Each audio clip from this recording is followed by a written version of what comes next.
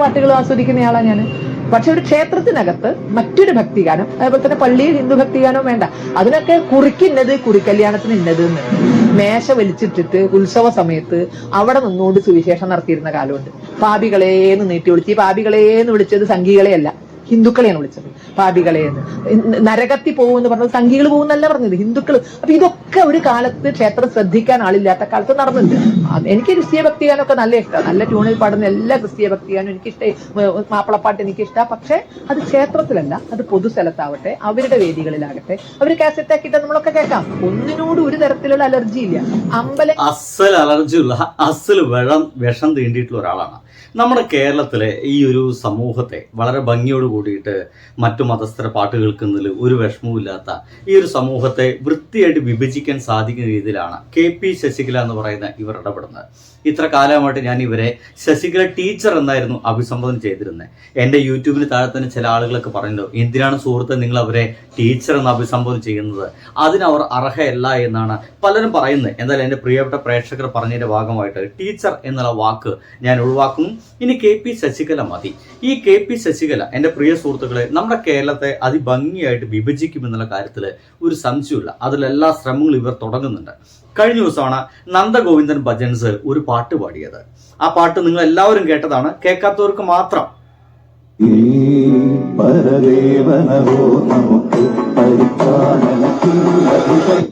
ഇത് അവർ പാടിയതാണ്. ഇവരെന്നെ പറയുന്നുണ്ട്, ഇവരെ ഒരു പള്ളി സ്കൂളാണ് പഠിച്ചത്. അതിന്റെ മുറ്റത്തൊക്കെ ആയിട്ടാണ് ഇവര് പ്രോഗ്രാം നടത്തുന്നത്. ആ പ്രോഗ്രാം നടത്തുന്നതിന് ഒരു അമ്പലത്തിലേക്ക് പണം സ്വരൂപിക്കാൻ വേണ്ടിയിട്ടാണ്. ആ നാട്ടിലത്തെ എല്ലാ ജനങ്ങളും ജാതി ഭേദമന്യേ എല്ലാവരും അവിടെ വന്നിരിക്കുന്നുണ്ട്. ഈവൻ ക്രിസ്ത്യൻ അവിടുത്തെ പള്ളിയിലെ അച്ഛനടക്കെ അവിടെ വന്നിരിക്കുന്നുണ്ട് ആ പാട്ട് കേൾക്കാൻ വേണ്ടിയിട്ട്. അങ്ങനെയുള്ള ഒരു പാട്ടിൻ്റെ ഇടയ്ക്കാണ് നമ്മളെ സഹായിക്കുന്ന ആ ഒരു പള്ളിക്ക് വേണ്ടിയിട്ട് ഒരു പാട്ട് പാടിക്കൂടെ ചോദിച്ചപ്പോൾ അവിടെയുള്ള ആളുകൾ മുഴുവൻ കയ്യടിക്കുകയാണ് ചെയ്തത്, അല്ലാതെ പൂക്കുകയല്ല. പക്ഷേ അത് ശശികല എന്ന് പറയുന്ന ഇത്തരം ആളുകൾക്ക് വലിയ പ്രശ്നമായിട്ടുണ്ട്. ഇനി ഇതിന് ഞാൻ മറുപടി നൽകുന്നതൊക്കെ നല്ലത് വേറെ ചില ആളുകളൊക്കെ മറുപടി നൽകുന്നതാണ് നല്ലതെന്ന് എനിക്ക് തോന്നിപ്പോകുന്നു. കേൾക്ക്. ഈ വിഷയത്തിൽ സംഭവിച്ചിരിക്കുന്നത് എനിക്ക് തോന്നുന്നത് നന്ദഗോവിന്ദം ഭജൻസിനെ ഞങ്ങളാണ് വളർത്തിയത് എന്ന് ധരിച്ചു വെച്ചിരിക്കുന്ന കുറച്ച് ആളുകൾ ഇവിടെയുണ്ട്. ഞങ്ങൾ, അതായത് വേടന് ബദലായി ഞങ്ങൾ കണ്ടെത്തിയ ഒരു സംഘമാണ് നന്ദഗോവിന്ദൻ ഭജൻസ് എന്ന് സ്വയം വിശ്വസിച്ച് അങ്ങനെ സോഷ്യൽ മീഡിയയിലാണ്, അല്ലാതെ ഈ കാണാനിരിക്കുന്ന ആളുകൾ എല്ലാ വിഭാഗക്കാരും ഉണ്ട്. അവിടെ ഈ പരിപാടി കാണാൻ വേണ്ടിയിട്ട് ആ പള്ളിയിലെ അച്ഛനടക്കം ഉണ്ടായിരുന്നു. എനിക്കറിയാം, കാരണം എന്റെ ബന്ധുക്കളൊക്കെ അതിന് ചുറ്റും താമസിക്കുന്നവരുണ്ട്. അപ്പോ ആ പള്ളിയിലെ അച്ഛനടക്കം ആ പരിപാടിയിൽ പങ്കെടുക്കുന്നതിന്റെ ദൃശ്യങ്ങൾ എനിക്കെടുത്ത് അയച്ചു തന്നിട്ടുണ്ട്. ആ സാധാരണക്കാരായ നാട്ടുകാർ മുഴുവൻ അവിടെ പങ്കെടുത്തിട്ടുണ്ട്. എല്ലാ മതക്കാരും അവിടെ കാണാൻ വന്നിരുന്നിട്ടുണ്ട്. കോട്ടയം ജില്ലയിൽ നിന്ന് തന്നെയുള്ള ഒരു സംഘമാണ് ഇവര്, നന്ദഗോവിന്ദം ഭജൻസ്. അത് പെട്ടെന്ന് വൈറലായി ഈ സോഷ്യൽ മീഡിയയിലെ ഈ പ്രചാരണത്തിൽ വലിയ തോതിൽ ഈ പറയുന്ന നമ്മുടെ നാട്ടിൽ ഇത് ഏറ്റവും രസകരമായിട്ട് പറയുകയാണെങ്കിൽ വേടനായിരുന്നു നമ്മുടെ സോഷ്യൽ മീഡിയയിൽ വളരെ പെട്ടെന്ന് കത്തിക്കാളിയിട്ട് അങ്ങോട്ട് വൈറലായത്. അങ്ങനെ ആളുകൾ മുഴുവൻ വേടന്റെ പിന്നാലെ നടക്കുമ്പോൾ വേടൻ ഒരു ഇടതുപക്ഷക്കാരനായതുകൊണ്ട് ഒപ്പം തന്നെ ജാതിക്കെതിരെയും ഇത്തരം മതചിന്തകൾക്കെതിരെയൊക്കെ ശക്തമായിട്ട് പോരാടുകയും പറയുകയും പാട്ടിനിടയിലൊക്കെ പറയുകയും ചെയ്യുന്ന ഒരാളായതുകൊണ്ട് തന്നെ വേടന് വലിയ പ്രസക്തി കിട്ടിയപ്പോൾ ഇവിടുത്തെ സോക്കോൾഡ് തീവ്ര ഹൈന്ദവത ഉള്ള ആൾക്കാർ മുഴുവൻ ഭയപ്പെട്ടു പോയി. കാരണം എല്ലാവരും ഇതിന്റെ പിന്നാലാണല്ലോ, ഈവൻ സാഗത്തെ പിള്ളേരടക്കം ഇതിന്റെ പിന്നാലാണല്ലോ എന്ന് തോന്നിപ്പോകുന്ന സമയത്താണ്, അല്ലെങ്കിൽ എന്ന് ചിന്തിക്കുന്ന സമയത്താണ് പെട്ടെന്ന് ഈ ഒരു നന്ദഗോവിന്ദൻ ഭജൻസ് ഭജന പാടി വൈറലാവുന്നത്. ഈ വേടന്റെ പാട്ട് കേൾക്കാൻ വേണ്ടി എത്രത്തോളം ജനങ്ങൾ വരുന്നു അത്ര തന്നെ തിരക്ക് ഈ നന്ദഗോവിന്ദൻ ഭജൻസ് കേൾക്കാൻ വരുന്നുണ്ട്. അപ്പോൾ ഇവിടെയുള്ള സംഘപരിവാരുകാർക്ക് ഭയങ്കര സന്തോഷമായി. ഓ, നമുക്കിതാ ഒരു പുതിയ ആളുകളെ കിട്ടിയിരിക്കുന്നതാണ് അവർക്ക് തോന്നിപ്പോയത്. ദ്വേഷ പ്രചാരകരും പങ്കെടുത്തിട്ടുണ്ട് എന്നുള്ളത് വാസ്തവമാണ്. അതിന് കാരണം വേറൊന്നുമല്ല, വേടൻ ഒരു രാഷ്ട്രീയം പറയുന്ന, പൊളിറ്റിക്സ് പാട്ടിലൂടെ പറയുന്ന ഒരു ഗായകൻ വല്ലാതെ വൈറലായി വന്നു. ചെറുപ്പക്കാരുടെ ഇടയിലൊക്കെ ഇങ്ങനെ തരംഗമായി വരുമ്പോ ഒന്നമ്പരന്ന് വരും. കാരണം അപ്പുറത്ത് ഇതിനു മുമ്പ് തന്നെ ഏതോ ഒരു വർമ്മ പേര് ഞാൻ മറന്നുപോയി, ഒരു വർമ്മ നിരന്തരം ഈ വേദികളിൽ ഇതുപോലെ ഭജൻസും ഒക്കെ ആയിട്ട് നിറഞ്ഞു നിന്നിരുന്നു. അദ്ദേഹം കൃത്യം ഈ ഗണഗീതങ്ങളൊക്കെ പാടി തന്നെയാണ് ഈ വേദികളിൽ ഇങ്ങനെ ഭജൻസുമായിട്ട് വന്നത്. അത് വളരെ ഓർക്കസ്ട്രേറ്റഡ് ആയിട്ടുള്ള ചില പരിപാടികൾ ഞാൻ തന്നെ കണ്ടിട്ടുണ്ട്. അതായത് സ്റ്റേജിൽ ഈ ഗണഗീതം പാടുന്നു, അപ്പോൾ ആ പ്രദേശത്തുള്ള കുറച്ച് RSS പ്രവർത്തകരൊക്കെ കൂടി കൈയടിച്ച് അതിനെ പ്രോത്സാഹിപ്പിച്ച് ഒപ്പം വലിയ ആഘോഷമാക്കുന്നു. അത് ഇതിങ്ങനെ സ്ഥിരമായി ആവർത്തിക്കുന്നതാണ്. അതിങ്ങനെ ഒരു പാറ്റേൺ ഇങ്ങനെ മുന്നോട്ട് പോയിക്കൊണ്ടിരിക്കുമ്പോഴാണ്. പക്ഷെ അതിന് പൊതുസമൂഹത്തിനിടയിൽ എല്ലായിടത്തും വലിയൊരു സ്വീകാര്യത കിട്ടുന്ന ഒരു സാഹചര്യം ഉണ്ടായിരുന്നില്ല. അപ്പോഴാണ് നന്ദഗോവിന്ദം ഭജൻസ് ഇവര് അത് കുറെ കൂടി അവര് ഇത് ഗണഗീത പാടിയല്ല അവർ ഹിറ്റായത്. അവര് ഹിറ്റാവുന്നത് എന്താണ്, ആളുകൾക്ക് മനസ്സിൽ ഇങ്ങനെ വല്ലാതെ നൊസ്റ്റാൾജിയ ഉണ്ടാക്കുന്ന അത്ര നൊസ്റ്റാൾജിക് പാട്ടുകളൊക്കെ പാടിയിട്ടാണ് ഈ നന്ദഗോവിന്ദൻ ഭജൻസ് ആണ് ഹിറ്റായത്. പക്ഷേ നന്ദഗോവിന്ദൻ ഭജൻസ് ഹിറ്റായപ്പോൾ വിചാരിച്ചത് ഇതിന്റെ ഭാഗമായിട്ട് ഭക്തി കൂടുതലായിട്ട് ആളുകൾക്ക് മുമ്പിലേക്ക് എത്തുകയും യുവാക്കൾ മുഴുവൻ ഭക്തിമാർഗം സഞ്ചരിക്കുകയും ഇങ്ങനെ ഭക്തിമാർഗം സഞ്ചരിക്കുന്ന ആൾക്കാർ അമ്പലത്തിലേക്ക് എത്തുകയും അമ്പലത്തിലേക്ക് എത്തുന്ന ആളുകൾ വളരെ പെട്ടെന്ന് ചാക്കിട്ട് പിടിക്കാൻ ഈ ഒരു സംഘപരിവാരക്കാർക്ക് സാധിക്കുമെന്നാണ് വിചാരിച്ചത്. പക്ഷേ അത് ഇപ്പോൾ ഈ ഒരു പാട്ട് പാടിയോട് കൂടിയിട്ട് തകർന്നു പോയി എന്നുള്ളതാണ്.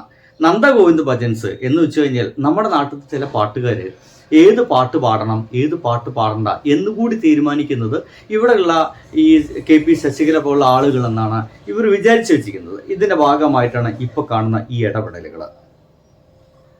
തൃശ്ശൂർ പൂരം നടന്ന അപകടം ഹർഷൻ നേരത്തെ പറഞ്ഞാൽ അതിനകത്തുണ്ട്. അവിടെ ഒരു അപകടം ഉണ്ടായപ്പോ അവിടെ കൂടിയ മനുഷ്യർ എന്ന് വെച്ചാൽ ഞാൻ പറഞ്ഞ ഇതിലെ ആധിയുമായിട്ട് ഇതിലെ ട്രോമയുമായിട്ട് ഇതിലെ കിടന്നുറങ്ങാൻ പോയ മനുഷ്യര് ഹിന്ദുമത വിശ്വാസികൾ മാത്രമാണ്. അല്ലെങ്കിൽ ഈ ശശികല KP ശശികലൊക്കെ പറയുന്ന പോലുള്ള അല്ല അവരുടെ മനോഭാവമുള്ള ആളുകൾ മാത്രമാണോ? അയ്യോ എന്റെ ഹിന്ദുക്കളായുള്ള സുഹൃത്തുക്കൾ ഇതാ കൊല്ലപ്പെട്ടിരിക്കുന്നു എന്ന് പറഞ്ഞിട്ടാണോ മനുഷ്യർ പോകുന്നത്? അത് ഇവിടെ നടപ്പില്ല.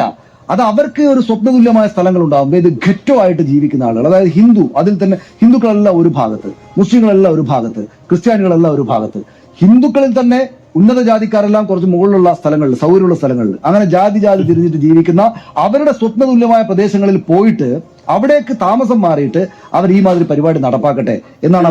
ഗംഭീരമായിട്ടുള്ള ഡയലോഗാണ് സനീഷും ഒപ്പം തന്നെ ഹർഷനൊക്കെ പറഞ്ഞുകൊണ്ടിരിക്കുന്നത്. ശരിയാണ്, KP ശശികല അടക്കമുള്ള ആളുകൾ ആഗ്രഹിക്കുന്നത് കേരളത്തിലെ ഒരു ഹിന്ദു നാടായിട്ട് മാറ്റാനാണ്.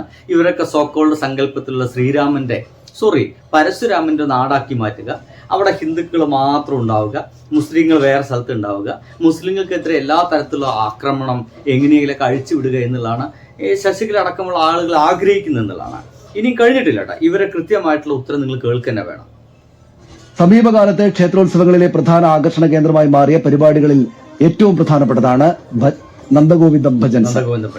വളരെ കുറച്ചു നാൾ കൊണ്ട് വളരെ വലിയ ഹൃദയബന്ധം കേൾക്കുന്നവരുമായിട്ടുണ്ടാക്കിയ ആളുകളാണ് നന്ദഗോവിന്ദം ഭജൻസിലെ ഒരു കൂട്ടം ചെറുപ്പക്കാർ. സംഘപരിവാർ ചാപ്പ വരെ കിട്ടിയ സാഹചര്യവും ഇതിനു മുമ്പ് അവർക്ക് മുമ്പിൽ ഉണ്ടായിരുന്നു. എന്നാൽ ഇപ്പോൾ ക്ഷേത്ര പരിപാടിയിൽ ക്രിസ്തീയ ഭക്തിഗാനം പാടിയതോടെ ചിലർക്ക് ഇവർ അനഭിമതരായിരിക്കുകയാണ്. തങ്ങൾ പാലൂട്ടി വളർത്തിയവർ തന്നെ തങ്ങളെ കൊത്തിയെന്നാണ് ചില ഇത്തരം തീവ്ര ഹിന്ദുത്വ സംഘടനകളുടെ നേതാക്കളൊക്കെ പറയുന്നത്. ക്ഷേത്രങ്ങളിലെ പരിപാടികളെല്ലാം തങ്ങൾ വിചാരിക്കുന്ന പോലെ നടപ്പിലാകണമെന്ന് ചിന്തിക്കുന്ന രീതിയിലേക്ക് ഇത്തരം ചില ആളുകളെങ്കിലും മാറി എന്നത് അപകടകരമാണെന്ന് ചിലർ വിചാരിക്കുന്നു. ജാതിമത ഭേദമന്യേ എല്ലാ പാട്ടുകളും ആസ്വദിക്കുന്നവരാണ് മലയാളികൾ. ക്ഷേത്രോത്സവങ്ങളിലെ ഗാനമേളകളിലും മറ്റും ക്രിസ്തീയ ഗാനങ്ങൾ പാടുന്നതും ഇതാദ്യമായല്ല. ഇത്തരം അനാവശ്യ വിവാദങ്ങൾ ഇളക്കിവിട്ട് നിലവിലെ നമ്മുടെ നാടിന്റെ മതസൗഹാർദ്ദത്തെ തകർക്കരുത് എന്ന് മാത്രം അഭ്യർത്ഥിക്കുകയാണ്. ഇങ്ങനെ അഭ്യർത്ഥിച്ചിട്ടാണ് കഴിഞ്ഞ ദിവസം ഇവരെ പരിപാടി അവസാനിപ്പിക്കുന്നത് കേട്ടോ. പക്ഷേ നമ്മുടെ നാടിനെ എങ്ങനെയെങ്കിലും നശിപ്പിക്കണം എന്ന രീതിയിൽ ഈ വിഷജന്തുക്കൾ സംസാരിക്കുന്നതാണ്. നിങ്ങൾ ഇവർ പറയുന്ന ഡയലോഗ് ഒന്ന് കേട്ടോട്ടി. അവരെല്ലാ പാട്ടുകളും ആസ്വദിക്കുന്നയാളാ ഞാൻ. പക്ഷെ ഒരു ക്ഷേത്രത്തിനകത്ത് മറ്റൊരു ഭക്തിഗാനം, അതേപോലെ തന്നെ പള്ളിയിൽ ഹിന്ദു ഭക്തിഗാനവും വേണ്ട, അതിനൊക്കെ കുറുക്കി ആലോചിക്കേ. ഇവര് കൃത്യമായിട്ട് പറഞ്ഞു കഴിഞ്ഞു, ക്ഷേത്രത്തിനിടയ്ക്ക് മറ്റു ഭക്തിഗാനങ്ങൾ വേണ്ട, പള്ളിയില് ഹിന്ദുക്കളുടെ ഭക്തിഗാനം പാടിപ്പോകരുത്. ഇവരങ്ങോട്ട് തിട്ടൂരം ഇറക്കുകയാണ്. എൻ്റെ ഒരു ആഗ്രഹം എന്ന് വെച്ച് കഴിഞ്ഞാൽ അടുത്ത ദിവസം ഏതെങ്കിലും ഒരു ക്രിസ്ത്യൻ പള്ളിയിൽ അവിടെ തന്നെയുള്ള ക്രിസ്ത്യൻസ് തന്നെ ഏതെങ്കിലും ഹിന്ദു ഭക്തി ഗാനം പാടണം. അതുപോലെ തന്നെ നമ്മുടെ മുസ്ലിം പള്ളി മുറ്റത്ത് ഒരു സ്റ്റേജ് കെട്ടിയിട്ട് അവിടെ ഏത് പാട്ടും പാടാൻ പറ്റുന്ന രീതിയിലേക്ക് മാറണം. ഇങ്ങനെ മാറിയാൽ മാത്രമാണ് ഇത്തരത്തിലുള്ള ആളുകളൊക്കെ വിഷചിന്തകളൊക്കെ നമുക്ക് സമൂഹത്തിൽ നിന്ന് പിടിച്ചു വലിച്ച് ദൂരെ കളയാൻ സാധിക്കുള്ളൂ. അല്ലെങ്കിൽ കുടുങ്ങിപ്പോകുക എന്നുള്ളതാണ്. ബൈ.